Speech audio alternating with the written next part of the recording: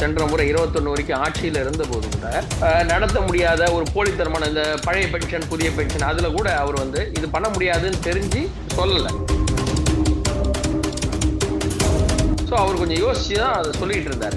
இந்த முறை திமுகவோட இந்த இவங்களா சொல்லிக்கிற அந்த 10 லட்சம் கோடி வரவழைச்சிட்டோம், 12 லட்சம் கோடி வரவழைச்சிட்டோம் உள்ள வருவாய் வந்துச்சு. அது வந்து கணக்குல வரல, முதலீடுகள் தான் வந்திருக்கு. இங்க வருவாய் வரல, முதலீடுகளை வரவழைச்சிட்டோம்னு சொல்லும் போது கூட வந்துதா வரல. அதுல 1 லட்சம் கோடி தான் வந்தது. அப்ப அதன் அடிப்படையில் தான் இங்க வந்து வருவாய் வந்திருக்கணும். இது வந்து ஊழல், இது ஊழல். இதுலயே வெட்டி செலவுன்னு பாத்தீங்கன்னா 42 கோடிக்கு வந்து ரேஸ் எல்லாம் விட்டாங்க, கார் ரேஸ். அதனால அம்மஞ்சலிக்கு பிரச்சனை ஒத்த பைசா வருமானம் இல்லை. நான் சொன்ன மாதிரி ஊழல் தலைவிரித்து ஆடுகிறது. அதுல எவ்வளவு முடியுமோ டிரான்ஸ்ஃபார்மர் வாங்கினா கூட ஊழல். எது லைசன்ஸுக்கு பணம் கட்டணும்னு சொன்னாங்க, லைசன்ஸுக்கு பணம் கட்டணும்னு சொன்னாங்க. அப்போ மக்கள்கிட்ட இன்னும் கொஞ்சம் எவ்வளவு முடியுமோ காசை புடுங்கிறதுக்கு ஒரு அரசு. ஆனா உன்னோடக்கு கூட்டுறவுத்துறை கூட்டுறவு வங்கிங்கிறது அரசு சார்ந்தது. நேயர்களுக்கு வணக்கம். இன்று நேர்காணலில் நம்முடைய இணைந்திருப்பவர் அரசியல் விமர்சகர் திரு கார்த்திக் எம் சுவாமி அவர்கள். வணக்கம் சார். வணக்கம் சார். மக்களின் சுமையை குறைப்பதற்காக பார்த்தீங்கன்னா அதிமுக ஆட்சி அமைந்த உடனே 10,000 உதவித்தொகையாக வழங்கப்படும் அப்படின்னு சொல்லியிருக்காரு எடப்பாடி பழனிசாமி அவர்கள். ஏற்கனவே தமிழகம் பல கோடி வந்துட்டு லட்சம் கோடியில் வந்துட்டு கடன்ல இருக்கு அப்படின்றது எல்லாருக்குமே தெரியும். ஆனா கடன் சுமையை குறைக்கும் வகையில் இந்த திட்டம் வந்துட்டு உதவும் அப்படின்னு சொல்லியிருக்காரு. இது எப்படி பாக்குறது சார்? சார், முதல் விஷயம், எடப்பாடி அவர்கள் சென்ற முறை 21 வரைக்கும் ஆட்சியில இருந்த போது கூட நடத்த முடியாத ஒரு போலித்தனமான இந்த பழைய பென்ஷன் புதிய பென்ஷன் அதுல கூட அவர் வந்து இது பண்ண முடியாதுன்னு தெரிஞ்சு சொல்லல. சோ அவர் கொஞ்சம் யோசிச்சு தான் அதை சொல்லிட்டு இருந்தாரு. இந்த முறை திமுகவோட இந்த இவங்களா சொல்லிக்கிற அந்த ஸ்ட்ரைக்கு அதெல்லாம் வந்து பார்க்கும்போது அவர் ஒரு கவுண்டர் அட்டாக்கா இதை கொடுத்திருக்காரு அப்படின்னு மேலோட்டமாக பார்த்தாலும் உள்ளார்ந்த பாத்தீங்கன்னா இது சாத்தியக்கூறுகள் இருக்கிறதானா இருக்கு. இது எப்படி பண்ண முடியும்? அவரு ஏற்கனவே இவங்க எல்லா துறையிலையும் ஊழல், உள்ளேந்து வந்து நமக்கு வருவாயே வரல. சென்ற ஆண்டுல இருந்து போன வருஷம், நான் சொல்றது 2025 அந்த பட்ஜெட்ல வரவு செலவு கணக்கு தாக்கல் பண்ணும்போது நம்ம கிட்ட இருக்கிற வரி வருவாயில இருந்து 13% அடுத்த வருஷம் உயரும்னாங்க. இந்த வருஷம் கிட்டத்தட்ட அதனுடைய அவங்க கணக்குப்படி 15 அந்த வரவே இல்லை. கிட்டத்தட்ட அந்த 13% இல்லை, உள்ளதே வரல. அதுக்கு முன்னாடி டோட்டல் வருவாயில வந்து 2,20,000 இப்ப 2,05,000 தான். ஏன்னு கேட்டா அங்க வருவாயில கம்மி. அப்ப நீங்க 13% உயரும்னு எப்படி சொன்னீங்க? வர வைக்கல. ஆனால் எடப்பாடி என்ன சொல்றாரு, நாங்கள் வருவாயை உயர்த்துவோம், எங்களுக்கு அதுக்கு விஷயம் தெரியும். இப்போ இவங்களே பாத்தீங்கன்னா இந்த 5 ஆண்டுகள்ல 10 லட்சம் கோடி வரவழைச்சிட்டோம், 12 லட்சம் கோடி வரவழைச்சிட்டோம் உள்ள வருவாய் வந்து அது வந்து கணக்குல வரல, முதலீடுகள் தான் வந்திருக்கு. இங்க வருவாய் வரல, முதலீடுகளை வரவழைச்சிட்டோம்னு சொல்லும் போது கூட வந்துதா வரல. அதுல 1 லட்சம் கோடி தான் வந்தது. அப்ப அதன் அடிப்படையில் தான் இங்க வந்து வருவாய் வந்திருக்கும் நமக்கு. ஆனா இந்த சொல்லப்பட்ட எம்ஓயூக்கள் எல்லாமே விட்டுருங்க. எடப்பாடி அவர்கள் ஆட்சி காலத்தில் போடப்பட்ட எம்ஓயூக்கள் கடைசி அந்த 2021 அந்த கொரோனா முன்னாடி போடப்பட்டது, கொரோனாவால் கைவிடப்பட்டு இவர்கள் ஆட்சிக்கு வந்த பின்ன அத்தனையும் கைவிட்டாங்க. அந்த எம்ஓயூ எதுவுமே எடுக்கல. அவரும் போய் நிறைய ஊர்ல பார்த்தாரு, வாங்கினாரு. இப்போ அதையெல்லாம் மீட்டெடுத்து இப்பொழுது போடப்பட்டிருக்கும் எம்ஓயூ எல்லாம் ஒழுங்காக நடைபெற்றால் வருவாய் இங்கே உயரும். அது முதல். ரெண்டாவது, இப்ப பாத்தீங்கன்னாக்க இப்ப நம்ம கேள்விகள் அப்படின்னு சொல்லும் பொழுது இதுல நிறைய இருக்குன்னா எப்படி வரும், எதனால வரும், நிறைய நமக்குள்ள நிறைய கேள்விகள் இருக்கும். அதுதான் இங்க மக்களுக்கு சொல்றது. செலவை குறைக்கணும்னு சொன்னாங்க, இது பண்ணோம்னாங்க, ஃப்ரீபீஸ் கூடாதுன்னுலாம் சொன்னாங்க. அப்படி இல்லை. இங்க நடக்கக்கூடியது பாத்தீங்கன்னா அவர் ஒரு பெரிய பட்டியல் கூட கவர்னர்கிட்ட புகார் கொடுத்தாரு. இங்க நடக்கக்கூடிய ஊழல்களின் பட்டியல்கள் எப்படி நடந்திருக்கு அப்படின்னு சொல்லிட்டு கொடுத்தாரு. நீங்க இவர் இப்ப கொடுக்கக்கூடிய இந்த ஃப்ரீபீஸ்ன்னு இவர் இலவசங்கள் மானியங்கள் எப்படி சொன்னாலும் சரி, மக்களுக்கு கருணை தொகை எது சொன்னாலும் சரி, மொத்தமா அவர் சொல்லியிருக்கிறது 35,000 கோடிக்கு அவர் ஒரு லிஸ்ட் போட்டிருக்காரு இல்லையா? அத ஒரு துறையிலேயே சரி பண்ணி கொடுக்க முடியும். எப்படின்னு கேக்குறீங்களா? நகராட்சி நிர்வாகம் மற்றும் குடிநீர் வழங்கல்ல 64,000 கோடி ஊழல்ல கொடுத்திருக்காரு. அதை ஊழல் இல்லாமல் சரியாக செய்தால் அந்த பணம் கஜானாவுக்கு வரும். நீங்க 35,000 கோடி போடும்போது 64,000 கோடி இதுலயே வந்துருச்சுல்ல. ஊழல் செய்யாமல் சரியாக அதை அரசு அந்த கருவூலத்துல சேர்த்தா நம்ம காசு வருமா? சரி. ஊரக வளர்ச்சித்துறை பஞ்சாயத்து ராஜ் இதுல மட்டும் 60,000 கோடி. சோ இது 2 மட்டுமே. இவர் சொல்லக்கூடிய அந்த இதுக்கு 4 மடங்கு இங்க பைசா வருது. ஏன் பண்ண முடியாது? இதோட இன்னொரு கொஞ்சம் விவரங்களையும் சேர்த்து சொல்றேன். எரிசக்தி துறை 55,000 கோடி, கலால் வரி டாஸ்மாக் 50,000 கோடி, பத்திரப்பதிவு 20,000 கோடி, நெடுஞ்சாலைத்துறை 20,000 கோடி, நீர் ஆதாரத்துறை 17,000 கோடி, சென்னை மாநகராட்சி 10,000 கோடி. 10,000 கோடி எது தெரியுங்களா? சென்னை மாநகராட்சியில இதுல நீங்க சென்னை பேக்கேஜ், பள்ளம் பேக்கேஜ், மேடு பேக்கேஜ், கால்வாய் பேக்கேஜ் எல்லாம் சேர்த்துங்க. கொசு ஒழிப்பு திட்டம் எல்லாத்தையும் சேர்த்துங்க. அந்த கொடுத்ததுல பயங்கரமான ஊழல் இருக்குன்னு சொல்லியிருக்காரு. தொழில்துறை, பள்ளி கல்வித்துறையில 5,000 கோடி, மக்கள் நல்வாழ்வுத்துறை 5,000 கோடி, வேளாண்மை துறை 5,000 கோடி, சமூக நலத்துறை 4,000 கோடி, உயர்கல்வித்துறை 1,500 கோடி, இந்து சமய அறநிலைத்துறை 1,000 கோடி, ஆதி திராவிடர் நலத்துறை சார் ஆதி திராவிடர்கள் அவர்களுக்கு கொடுத்து முன்னேற்ற வேண்டும் என்று கொடுக்கப்பட்டு இவர்கள் சமூக நீதி பேசி நாங்கள் தான் இவர்களுக்கு செய்வோர்கள் என்று சொன்ன துறையிலும் 1,000 கோடி ஊழல். சுற்றுச்சூழல் வனத்துறை 750 கோடி, இளைஞர் நலன் மற்றும் விளையாட்டுத்துறை 500 கோடி. இது ஊழல், இது ஊழல். இதுலயே வெட்டி செலவுன்னு பாத்தீங்கன்னா 42 கோடிக்கு ரேஸ் எல்லாம் விட்டாங்க, கார் ரேஸ். அதனால அம்மஞ்சல்லிக்கு பிரயோஜனம் இல்ல, ஒத்த பைசா வருமானம் இல்ல. ஆனா அதெல்லாம் செலவு பண்ணாங்க வேஸ்டா. அடுத்தது சிறைத்துறை 500 கோடி, சுற்றுலாத்துறை 250 கோடி, பால்வளத்துறை 250 கோடி. இவ்வளவு இருக்கிறது. இது முறையாக அரசிற்கு வந்தால் இல்ல ஊழல் பண்ணாம இருக்க மாட்டாங்க, கை வைப்பாங்க கண்டிப்பா எல்லாரும். அப்படிலாம் செய்ய மாட்டாங்க. ஊழல்லாம் செய்யாம இருக்க முடியாது, நேர்மையாலாம் இருக்க முடியாது, செய்வாங்க அதிகாரிகள். வந்த உடனே எப்படி கொடுப்பீங்க? சரி, வந்த உடனே ஒரு 50% இதுல சரி செஞ்சாலே உங்களுக்கு மிக அதிகமான வருமானம் உள்ள வரும். இந்த இதெல்லாம் செஞ்சாக்க இப்ப இதுல சொல்லப்பட்டிருக்கிற இது மட்டுமே சுமார் 2 லட்சம் கோடிக்கு வரும். 2 லட்சம் கோடி. இதுக்கு மேல இவங்க என்ன செய்யணும்? இதன் மூலயமா 10,000 ரூபாய் கொடுக்குறாங்க அப்படின்றது மக்கள் இடத்துல என்னதான் பெருமை இருந்தாலும், ஒரு பக்கம் ஏற்கனவே திமுக நான் முதல்வன் அப்படின்ற திட்டத்துல பாத்தீங்கன்னா மாணவர்களுக்காக மாதம் மாதம் ஒரு தொகை கொடுத்துருந்தாங்க. இதை அடுத்து அதிமுக ஆட்சி அமைந்த உடனே, அதாவது எம்ப்ளாய்மெண்ட் ஆபீஸ்ல ரிஜிஸ்டர் பண்ணி வச்சவங்களுக்கு 2,000 ரூபாய் கொடுக்கப்படும் அப்படின்னு ஒரு அறிவிப்பு கொடுத்துருக்காங்க. இது மாணவர்களுக்கு பெனிஃபிட் ஏற்படுத்துமா சார்? இல்ல கண்டிப்பா. அதாவது சார், இப்ப இவங்க மாணவர்கள் இந்த படிக்கிற பசங்களுக்கு நாங்க தரோம், நாங்க கொடுக்குறேன்னு சொல்லிட்டு நீ அம்மாவுக்கு தெரியாம போன் வாங்கிட்டு பாய் ஃப்ரெண்ட் பேசலாம்னு சொன்னாங்க. ஆனா அவர் அதை சொல்லல. அவர் என்ன சொல்றாரு, நீ வேலை தேடிட்டு இருக்க. இது திரு எம்ஜிஆர் அவர்களுடைய ஆட்சி காலத்துல வந்தது. அதாவது வேலை தேடிட்டு இருக்கிற பசங்க வீட்டுல காசு கேட்க வேண்டியிருக்கு. ஒரு இன்டர்வியூ போறதுக்கு இப்பெல்லாம் நீங்க மொபைல்ல பண்ணலாம், ஆன்லைன்ல பண்ணலாம். ஆனாலும் ஒரு இன்டர்வியூ போயிட்டு வரணும், பைக்ல போகணும், பஸ்ல போகணும், மெட்ரோல போகணும்னா குறைஞ்சபட்சம் 200-300 செலவாகும் இன்னைக்கு இருக்கிற சூழல்ல. இப்போ உதாரணத்துக்கு சென்னையில இருக்காங்க சார், கோடம்பாக்கத்துல இருக்காங்க. அவங்க ஸ்ரீபெரும்புதூர்ல ஒரு சிப்காட்ல ஒரு கம்பெனி வருது, இன்டர்வியூ போகணும். எப்படி போவாங்க? போக வர அவங்களுக்கு செலவு இருக்கு. சோ உங்களை மேல கொண்டுறதுக்கு, வளர்ச்சிக்காக அவர் சொல்றாரு, நீ வேலை காத்துக்கிட்டு இருக்க, உனக்கு வேலைக்கு போனோம், பைசா இல்ல, அந்த சமயத்துல உனக்கு கையில கொடுக்குறேன். எதுக்குன்னா நீங்க இது ஒண்ணு ஒரு 5 வருஷமும் அந்த ஒரு பையனுக்கு கொடுக்கப்படல. இப்ப நான் வேலைக்கு ரிஜிஸ்டர் பண்ணிட்டு வெயிட் பண்றேன் சார், எனக்கு கொடுக்குறாங்க. அவரு இந்த மத்திய அரசோடு இணக்கமாக இருக்கிறார்கள். அந்த பிஐஎல் திட்டத்தின் மூலமாக இங்க 65 நம்ம தான் வாங்கியிருக்கோம், தமிழ்நாடு தான் வாங்கியிருக்கு. இப்ப இன்னமும் வளர்ச்சி அடையும் போது, கம்பெனிகள் வரும்போது எனக்கு வேலை கிடைச்சிருமா? ஒரு வருஷத்துக்குள்ள என்ன வேலை கிடைச்சிருமா?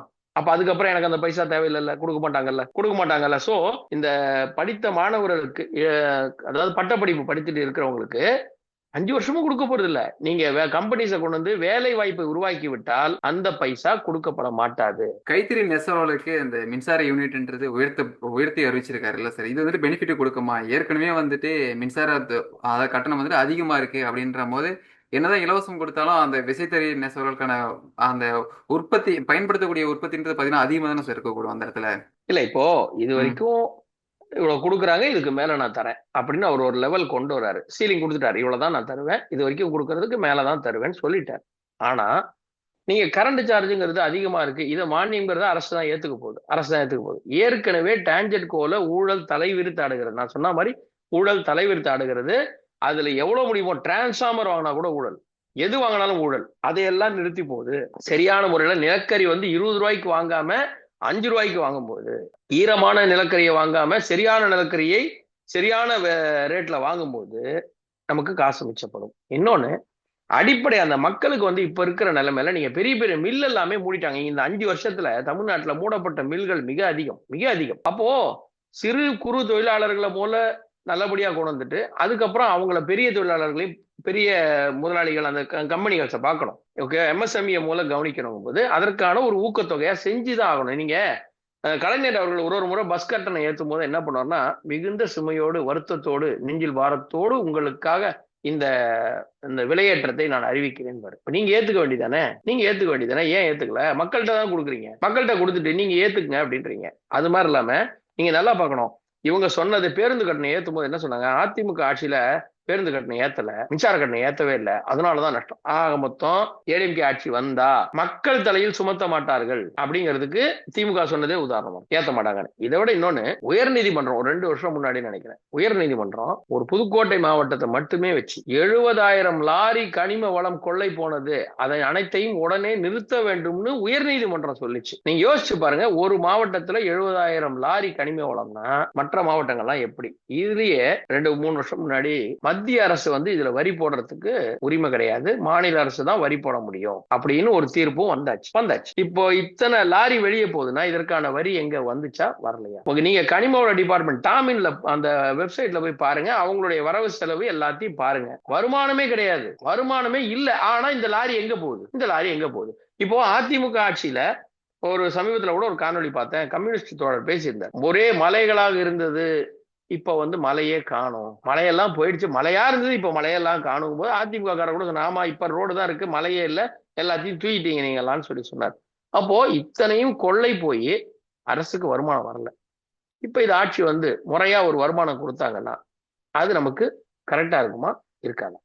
இப்ப இந்த பணம் எல்லாம் மக்களுக்கு சரியான முறையில போய் சேரணும் அப்படின்னா டாஸ்மாகே சரி. இது வரைக்கும் பிடிஆர் அவர்கள் பேசும்போது ஒரு ஆடியோ பேசினார் அப்படின்னு ஒரு ஆடியோ 30,000 கோடி அடிச்சிட்டாங்கன்னா வந்த பூசுல இப்ப எவ்வளவுங்கிறது தெரியாது. ஏன்னா சமீபத்துல கூட சொந்தக்காரர் ஒருத்தர் 6 படம் ஒரே நேரத்துல எடுத்தாரு, அவருக்கு எங்க காசு வந்ததுன்னு யாருக்குமே தெரியாது, எப்படி காசு வந்ததுன்னு யாருக்கும் தெரியாது. இவங்க குரூப்புக்கே திடீர்னு காசு எங்கேருந்து வருதுன்னு தெரியல.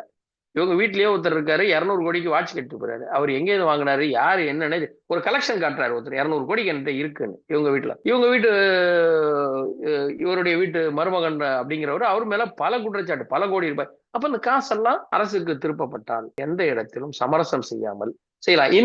இது இன்னொன்னு மத்திய அரசோட இணக்கமாக இருந்தால், சமரச சிக்ஷா அப்படின்லாம் வந்துச்சு இல்லைங்களா, எஸ்எஸ்ஏ எல்லாம், இவங்க காசு கொடுக்கல அப்படின்னு சொன்னாங்க பிஎம் ஸ்ரீ திட்டத்துல எல்லாம். இந்த ஒரு திட்டம் தான் தரல, ஏன்னா அந்த திட்டம் நீங்க ஒத்துக்கல, அதனால கொடுக்கல. இப்ப இவங்க வரும்பொழுது ஸ்மார்ட் ஸ்கூல்ஸ் எல்லாத்துக்கும் பிஎம் ஸ்ரீ திட்டத்துல வரும்பொழுது மாநில அரசு பள்ளி கல்வித்துறைக்கு போடக்கூடிய பட்ஜெட்ல கொஞ்சம் சுமை குறையாத?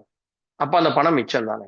இவங்க சொல்லக்கூடியது 42,000 கோடி 50,000 கோடின்னு போடுறாங்கல்ல, மத்திய அரசோட இணக்கமாக இருக்கும்போது அந்த கண்டிஷன்லாம் ஒத்துட்டு நல்ல ஸ்கூல் தரமான ஸ்கூல் வரும்போது பண்ணலாம். இன்னொன்னு, இப்ப அரசு பள்ளியில படிக்கும் போது இடம் இல்ல, தனியார் பள்ளியில சேர்ற பசங்க 25% மாணவர்களை சேர்க்கணும், அதுக்கு அரசு தான் பணம் கட்டணும். நவோதயா பள்ளி வந்தால் அந்த 25% அதுல வருவாங்களா மாட்டாங்களா? நவோதயா பள்ளி வந்தால் அப்படின்னா அந்த 25% மாணவர்களுக்கு தனியார் பள்ளிக்கு நாம கொடுக்கக்கூடிய காசு மிச்சம்.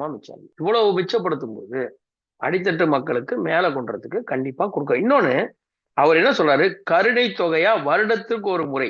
நீங்க 2.5 கோடி ரேஷன் கார்டு இருக்குன்னா அந்த 2.5 கோடி குடும்பத்துக்கு தான். இவங்கள மாதிரி தகுதி வாய்ந்தவர்கள் அப்படின்னு முதல்ல அனைவருக்கும் சொல்லிட்டு அப்புறம் தகுதி வாய்ந்தவருக்கு, அதுக்கப்புறம் அதுல ஒரு இதை போட்டு பண்றதுன்னு அவங்க பண்ணல. தெளிவா சொல்றாரு, தமிழ்நாட்டில் உள்ள அனைத்து குடும்பங்களுக்கும். சார், இது இப்ப இவங்க கொடுக்குற திட்டம் அனைத்து குடும்ப தலைவிக்கும் ஒரு கிரைட்டீரியா வச்சு கொடுக்குறேன்றாங்க. இதுல எத்தனை பேர் பயனடைஞ்சிருப்பாங்க? நிறைய பேர் பயனடையல. அப்படிங்கும்போது முதியோர்கள் இருக்காங்க, ஒரு வயசான ஒருத்தர் இருக்கார் சார், அவருக்கு இந்த பெண்கள் மகளிர் உரிமை தொகை அவருக்கு வராது சார். தனி மனுஷன் சாப்பாட்டுக்கு இல்லாம கஷ்டப்பட்டு இருக்க, அவனுக்கு யார் சார்? இப்ப நான் திருமணமாகி குழந்தை குட்டின்னு இருக்கும்போது ஒரு குடும்பம் சார், ஒரு குடும்பமா இருப்போம், அதுக்கு நீங்க மகளிர் தொகை 1000 ரூபாய் கொடுப்பீங்க, பையனுக்கு கொடுப்பீங்க, 2 பேருக்கு 1000 ரூபாய் வந்துடும். இதே நான் ஒரு வயசானவன், என்னோட 70 வயசு, எனக்கு குடும்பம் எல்லாம் இல்லை அப்படின்னா எனக்கு யார் செய்வார்? இந்த அரசு செய்யறேங்குது, அதிமுக அரசு செய்யறேன், உங்களுக்கு ரேஷன் கார்டு இருக்குல்ல, உங்களுக்கு நான் கருணை தொகை நான் தரேன்றாரு. அப்போ குடும்பத்தில் உள்ள அனைவருக்கும் பொதுவாக செய்யக்கூடிய இதை பார்ப்பாங்களா? இல்ல உனக்கு 1000 பிரிவு, இந்த வழக்கமா திராவிட பிரிவினை வரும் இல்லையா, அந்த மாதிரி தனியா பொண்ணுக்கு 1000, அம்மாக்கு 1000, பையனுக்கு 1000 இப்படி பிரிச்சு கொடுக்கறது வரும். இந்த திட்டங்கள் சாத்தியக்கூறுகள் இருக்கிறது, நிச்சயமாக செய்ய முடியும். கடந்த முறையே திமுக வாக்குறுதியில கொடுத்தது பாத்தீங்கன்னா, மாணவர்களுக்கு அந்த கல்வி கடன் ரத்து செய்யப்படும் அப்படின்னு கொடுத்திருந்தாங்க. இதையே எடப்பாடி பழனிசாமி இந்த முறையும் கொடுத்திருக்காரு. குறிப்பா பாத்தீங்கன்னா, இந்த சாலையோரத்துல வச்சிருக்கக்கூடிய கடைக்காரர்களுக்கான கூட்டுறவு வங்கியில வாங்கின பணத்தையும் தள்ளுபடி செய்யப்படும், கடன் வாங்கி பணமும் தள்ளுபடி செய்யப்படும் கொடுத்திருக்காங்க. இதுக்கெல்லாம் சாத்தியம் இருக்குமா சார்? திமுகவிலே அங்க 5 வருஷத்துல ஒண்ணுமே பண்ண முடியல, இவர் அடுத்த வருஷத்துல பண்ண முடியும் அப்படின்னு சொல்றது எந்த விதத்துல நம்பிக்கை ஏற்படுது? இல்ல, அதான் சொல்றேன், இப்ப இவ்வளவு வருமானம் உள்ள வரும்போது கண்டிப்பா செய்யலாம். ஒண்ணு, இப்ப திமுக வாக்குறுதி கொடுத்தாங்க, செய்யல. 520க்கு மேல வாக்குறுதி கொடுத்தாங்க சம்திங், ஆனா அதுல 10% கூட செய்யல. 10 10% கூட செய்யல, நமக்கே தெரியும். இப்போ இந்த அடித்தட்டு மக்களுக்கு, இந்த சாலையோர வியாபாரிகளுக்கு எல்லாம் இருக்கக்கூடிய அந்த சின்ன கடன், இவங்க என்ன சொன்னாங்க, 5 பவுன் நகை வைங்க, நாங்கெல்லாம் கடன் தள்ளுபடி பண்ணுவோம். நாங்க பண்ணல. மாணவர்களுக்கு தரன ஏமாத்து. லேப்டாப்பே கூட இப்ப கொடுத்திருக்காங்க. லேப்டாப்னா 3 வருஷம் முன்னாடி +2 முடிச்ச பையன் இப்ப காலேஜ் படிச்சுட்டு இருப்பான், அவனுக்கு ஓட்டு வந்திருக்கும், ஓட்டுரிமை வந்திருக்கும். இப்ப கொடுத்தா நமக்கு ஓட்டு விழுவுன்ற ஐடியால தான் இவங்க எல்லாத்தையும் சேர்த்து வச்சு இப்ப கொடுத்தாங்க. அது ஒரு நல்ல திட்டம், ஜெயலலிதா அவர்களால் கொண்டு வரப்பட்ட நல்ல திட்டம். அதை இவங்க ஓட்டுக்கு யூஸ் பண்ணி இப்ப பண்ணலாமான்ற ஐடியால பண்ணாங்க. ஆனா மக்கள் ஏமாற மாட்டாங்க, அது வேற விஷயம். ஆனா இப்ப எடப்பாடி அவர்கள் சொல்றது இந்த மக்களுக்கும் செய்யணும். ஏன் நீங்க நடுத்தர மக்களுக்கு மட்டும்தான் அந்த கடன் எல்லாம் தள்ளுபடி பண்றீங்க? இப்ப சாலையோர வியாபாரிகளும் வியாபாரிகள் தான். நம்ம எம்எஸ்எம்இன்னு ஒண்ணு இருக்கு சார். அது வந்து பாத்தீங்கன்னா இந்த சாலையோர வியாபாரிகள் எல்லாம் வரமாட்டாங்க, அதுல சாலையோரம் வரமாட்டாங்க. அமைப்பு சாரா தொழிலாளர்களையும் நீங்க வந்து இந்த சாலையோர வியாபாரிகளை எடுக்க முடியாது. சில கேட்டகரி தான் வருவாங்க, மத்த எல்லாரும் வர முடியாது. அப்ப இவங்க என்ன பண்ணாங்கன்னா, இந்த அரசுல நீங்க புரிஞ்சுங்க, இவர் வந்து உங்களுக்கான கூட்டுறவு சங்கத்தில் இருந்தால், நீங்க வெளி பேங்க்ல வாங்கலாம் சொல்ல, பிரைவேட் பேங்க் எல்லாம் சொல்ல, கூட்டுறவு சங்கம். ஆனா இவங்க என்ன பண்ணாங்க, திமுகல இத்தனை சதுர அடிக்கு நீ வியாபாரம் பண்ணா தள்ளு வண்டியா இருந்தாலும் லைசன்ஸுக்கு பணம் கட்டணும்னு சொன்னாங்க. லைசன்ஸுக்கு பணம் கட்டணும்னு சொன்னாங்க. அப்போ மக்கள்கிட்ட இருந்து இன்னும் கொஞ்சம் எவ்வளவு முடியுமோ காசை புடுங்கிறதுக்கு ஒரு அரசு. ஆனா உன்னோடக்கு கூட்டுறவுத்துறை, கூட்டுறவு வங்கிங்கிறது அரசு சார்ந்தது. சோ அரசு கையில தான் இருக்கு. அதனால உனக்கானதை நான் தள்ளுபடி பண்றேன், அந்த சுமையை நான் பாக்குறேன், இதுல இருந்து வருமானம் எடுத்து நான் அதை கொடுக்குறேன், இங்க இருந்து எடுத்து உனக்கு தரேன். ஒண்ணுமே செய்யாம உங்ககிட்ட இருந்து 250 ரூபா கொடு, 300 ரூபா கொடு, 750 ரூபா கொடுன்னு வாங்கல. சோ அது மக்கள்கிட்ட கண்டிப்பா எடுபடும். மக்கள் வந்து பாத்துக்கிட்டு இருக்காங்க இல்லையா. நீங்க சார் தள்ளு வண்டியில இப்ப தமிழ்நாட்டுல ரொம்ப ஃபேமஸான சவுண்ட் எது சார்? இடியாப்பம். இடியாப்பம் அப்படின்னு ஒரு சவுண்ட் இப்ப ரொம்ப ஃபேமஸா இருக்கு சார். அவர்கிட்ட நீ எனக்கு இங்க வந்து பணம் கட்டணும், இவ்வளவு பணம் கட்டணும் வருஷத்துக்குன்னா, அவரே ₹1 ₹2 லாபம் வச்சு வித்துக்கிட்டு இருக்கிறவங்க. அவங்கள்ட்ட போய் நீ வந்து எனக்கு வரி கட்டணும், இவ்வளவு காசு கட்டணும், அப்பதான் வியாபாரம் பண்ண முடியும்னா அது எப்படி மக்கள்கிட்ட இருக்கும்? ஒரு எதிர்மறையா தான் போயிருக்கும். ஆனால் இவர் சொல்லக்கூடியது மக்கள் வந்து நம்மளோட கூட்டுறவு சங்கத்திலேயே அடைக்கிறாரு, பட் அந்த மாதிரி வரிகள் எல்லாம் தளர்த்துவார் என்று நம்புகிறோம்.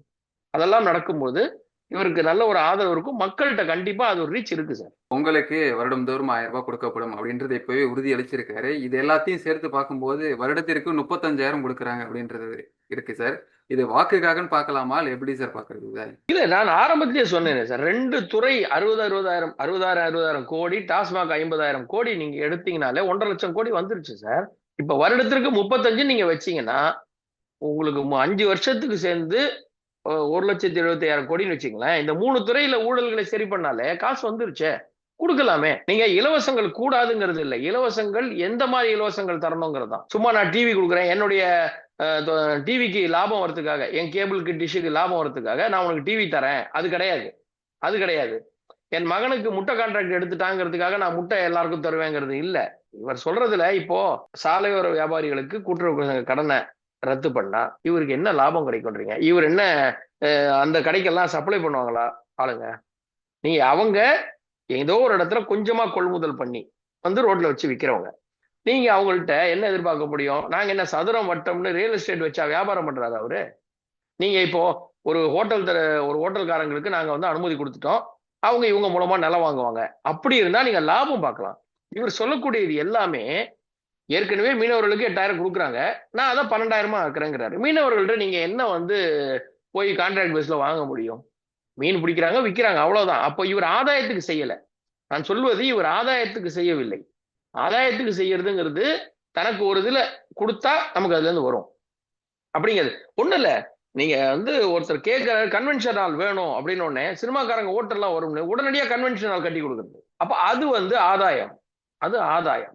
இது வந்து அடித்தட்டு மக்களுக்கு நீங்க கொடுக்கும்போது அவங்க என்ன மிஞ்சி போனா ஓட்டு போடுவாங்க, ஆனா ஜெயிச்சிடலாம்னா வேற எதுல இருந்து அவங்கள்ட்ட இருந்து எடுப்பீங்க? பைசா எடுக்க முடியாது அவங்கள்ட்ட இருந்து. அப்போ அந்த மக்களுக்கு செய்வது என்பது ஆதாயத்திற்கு இல்ல, அவர்கள் வளர்த்திருக்கு. நீங்க ஒண்ணு இல்ல சார், இங்க வந்து ஆண்டர்பிரனர் சொல்லிட்டு எல்லாரையும் ஆண்டர்பிரனர் நிறைய சொல்றாங்க, எல்லாரும் உருவாக்கிட்டீங்கன்னு வச்சுக்கீங்களேன். பீகார்ல 10,000 ரூபாய் கொடுத்தாங்க இல்லையா, அந்த மாதிரி காசு கொடுத்து உருவாக்கிட்டீங்கன்னா சொந்தமாக தொழில் தொடங்குவாங்க, வேலைக்கு போல சொந்த தொழில் ஆயிடுச்சுன்னா நீங்க எப்படி இருந்தாலும் அந்த கடை நடத்துறேன்னா அந்த கடையை முன்னேற்றத்திற்கான வழியை நான் பார்த்துக்கிட்டே இருப்பேன், முன்னேற்றுவேன்னா முன்னேற்றம் தானாக வரும், வருமானம் வரும். நீங்க சொன்ன கிரைட்டீரியால இருந்து நான் மேல வந்தேன்னா அந்த மகளிர் தொகை 1,000 ரூபாய் எனக்கு வராது. பையனுக்கு வேலை கிடைச்சு போச்சு, கம்பெனி வந்ததுன்னா 1,000 ரூபாய் வராது. சரிங்களா? இது எதுவும் வராது. அப்ப அந்த காசெல்லாம் அடித்தட்டு மக்களுக்கு, தேவையுள்ளோருக்கு போய் சேரும். அப்போ கண்டிப்பாக இதெல்லாம் செய்யலாம். அதான் சொல்றேன், ஆதாயத்துக்குன்னு செஞ்சா நீங்க வேற மாதிரி ஸ்கீம்ஸ் தான் செய்யணும். டிவி கொடுக்கறது, வாஷிங் மிஷின் கொடுக்குறது, ஃப்ரிட்ஜ் கொடுக்கறதுலாம் செய்யலாம். அப்போ அந்த கம்பெனில கொள்முதல் பண்ணும்போது காசு வரும். ஆதாயம். இவர்களுடைய கடன் அடைப்பது என்பது ஆதாயம் கிடையாது. இவர்களுக்கான ஒரு நல்ல விஷயம். முதல் முறையா எனக்கு தெரிஞ்சு அந்த பெரும் முதலாளிகள், சிறு குறு தொழிலாளர்கள், கம்பெனிகளை விட்டு அடித்தட்டு மக்களை பார்த்திருக்கிறார்கள். அது மிகவும் ஒட்டுமொத்த இந்த திட்டங்கள் எல்லாமே பாத்தீங்கன்னாக்கா அவர் அறிவித்திருக்கக்கூடிய எல்லாமே மக்கள் தினம் தினம் பயன்படுத்தக்கூடிய, மக்களுக்கு தினமும் பயன் தரக்கூடிய ஒரு விதத்துலதான் ரீச் ஆயிருக்கு. இது திமுகவுக்கு மிகப்பெரிய ஒரு எதிர்பாராத ஒரு அடியா தான் இருக்கும். நான் இந்த 2 நாட்களாக நேற்றிலிருந்து மக்களோடு பேசி கொண்டிருந்த போது பலதரப்பட்ட மக்கள் ரொம்ப இதுல ரீச் ஆயிருக்கு, எங்களுக்கு சந்தோஷம்னு நிறைய பேர் சொல்றாங்க. அதனால் இந்த திட்டங்கள் என்பது அவசியமான நேரத்தில் சரியான முறையில் ஒரு நேர்த்தியான வகையில் எடப்பாடி அவர்கள் அறிவித்திருக்கிறார். அது மிகவும் பலன் தரக்கூடிய ஒரு வகையில் மக்களிடம் சென்று சேரும். அது அவருக்கு ஒரு பெருவாரியான வெற்றியை தேடித்தரும் அப்படிங்கிறது தான் நம்முடைய பார்வை.